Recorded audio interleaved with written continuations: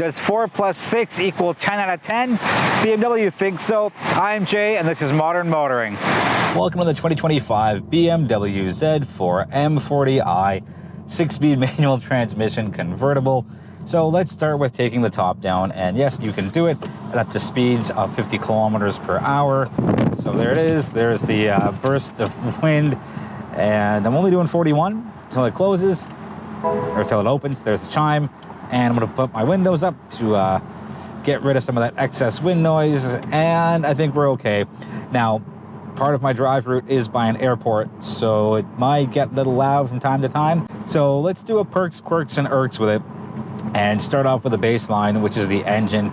It's the B58, so it's a 3-liter turbo inline 6, 382 horsepower, 369 pound-feet of torque, all through a 6-speed manual transmission, or you can go for the automatic.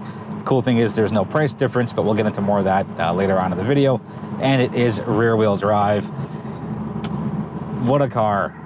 I wish they did it earlier, but because the Supra now has a manual, it was only fair that the Z4 got a manual as well. So let's start off with the perks, and just to repeat myself from 30 seconds ago, there is no charge to get the manual transmission option. Usually there is a charge to flip transmissions between automatic and manual, but thankfully BMW made the right choice here and included it at no cost. Another perk is the fact that there is a manual transmission here finally. So with the manual, you get a bunch of different things, and it's really, really smart here. So you get unique auxiliary springs, you get stiffer anti-roll bars, you get recalibrated adaptive dampers, steering, traction control, and rear depths have also been upgraded and changed for the better because, well, the manual transmission is a very unique vehicle in the entire automotive landscape, but specifically for the BMW lineup, there's not a lot of them. I believe the M2 is manual because I had that in the, I believe, summer of 2023. It's a 2024 model year, and I believe the M3 and M4 are also manual. Another perk here is you get staggered tires, 19 inches up front, 20 inches in the rear. You get a bigger contact patch, better traction, and it just feels so good. And yeah, let's use that to segue into the driving dynamics itself.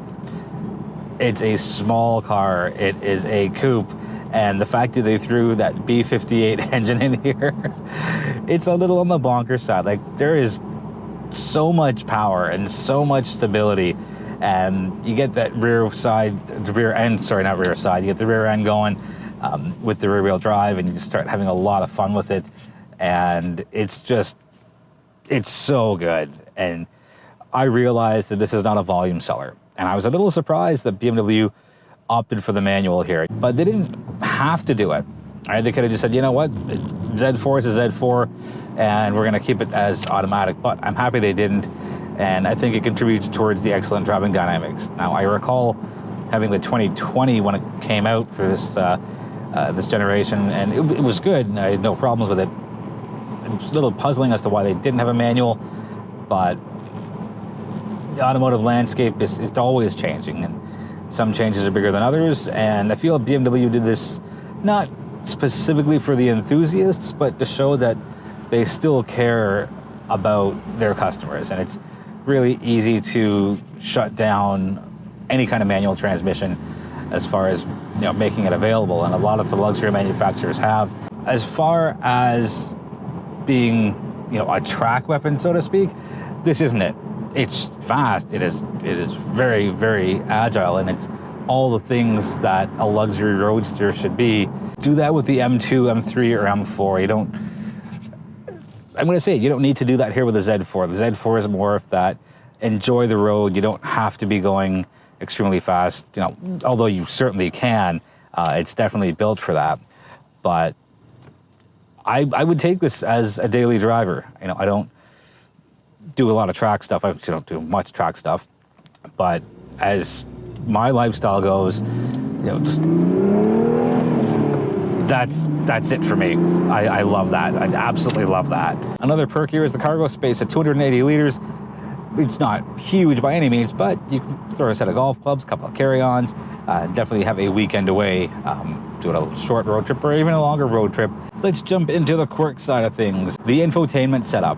It's the old BMW way. It's not the curved screen display. And there are still those 1 through 8 physical touch memory buttons. There's the scroll wheel, and there are all physical controls for the HVAC. And there's that tiny little screen in between the vents that kind of show you what you have. And I think that's a little on the quirky side. I was certain that when I heard about the 2025 coming out, that they would have gone with what the current design language is. And I am thrilled that I get a little bit of the old school side. It's not a new quirk for BMW. They've been doing it for, I think, 4, 5, 6 years now.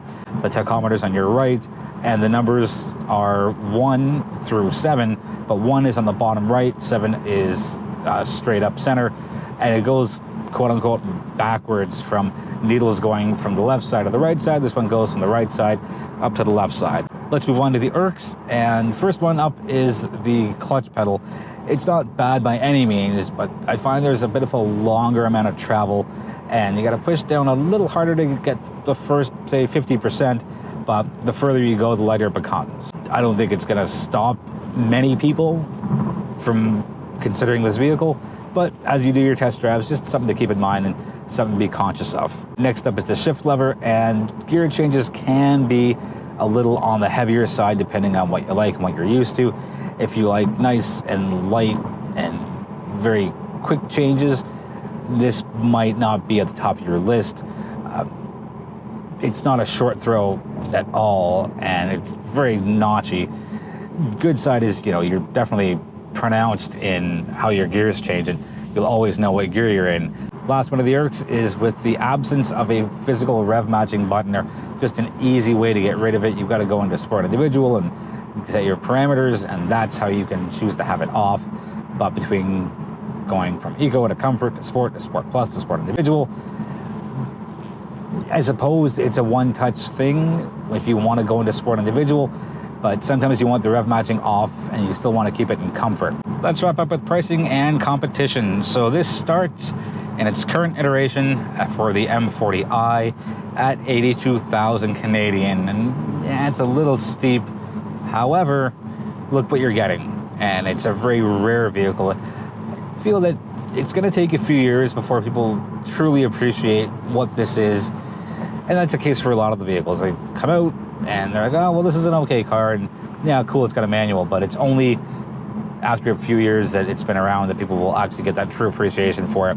I have that appreciation right now, and if I was in the market specifically for something like this, it would be my top 2. There are a couple of options tacked on here. There is the Premium Enhanced package for $4,700, and that includes things like your head-up display, an upgraded Harman Kardon surround audio system, adaptive cruise control, and wireless charging. There is a $6,000 paint option for what you see here, and that is the Frozen Deep Green Metallic paint. I would skip that personally. Sure, it looks cool, but I'm totally attached to black cars, even though the car I own is blue. Different story, different video. As tested is around $100,000. If it were me, I'd get it as is and find a way to upgrade the audio without going through that big $4,700 Premium Enhanced package. I don't really care for anything else in it. And if that wasn't an option, I would just take the car as is. Base price, no options, just let me have it and let's go, because it does so many things well. Now, onto the competition, there's really not much. So, yes, there's the Supra, but the Supra's not available in convertible form. So that's a competitor with an asterisk to it. There is the F-Type with another asterisk because they've stopped production. Well, at least they will be stopping production of the F-Type at the end of 2024. And that brings me to the only real competitor that I see, and that's the Porsche 718 Boxster. We have done a video on that. I will put a link to that in the description. They're similar, but definitely not the same. And the Porsche starts at a higher price point than the 82,000, and they drive a little differently. But as far as convertible coupes with a manual transmission go in the luxury segment, it's really this and, again, the 718. I can't say which one I'd take. I really, really like what BMW's done here with the upgrades to the manual transmission. I don't think I'd bother looking at the automatic, and that's just my personal preference for that. Yeah, the Porsche was exceptionally good, and it drove like a Porsche should, and I think it commands the premium in price, but I don't see it as really a fair fight, and I don't know how many people will actually be cross-shopping the 718 with the Z4. It's similar as far as what the vehicles are, but they drive really differently. And I know it sounds like a bit of a cop-out, and I don't mean it to be at all, but the Z4 does a lot of things well. The 718 also does a lot of things well. But to bring it back here and wrap things up, there are far more perks than there are irks, and the quirks are just, interesting things. So I think BMW has done well by its customers. I think it's given a glimmer of hope to manual transmissions. I know there's a lot of questions behind what's happening with the transition to EVs. Some auto manufacturers have changed their plans as far as being 100% EV by 2030, 2035, 2040.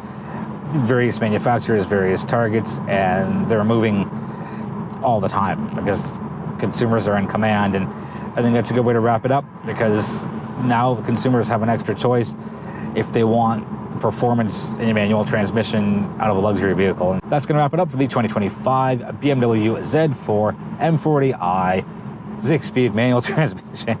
If you have any questions on the video, let me know in the comments, and I will do my best to get you answers as soon as possible.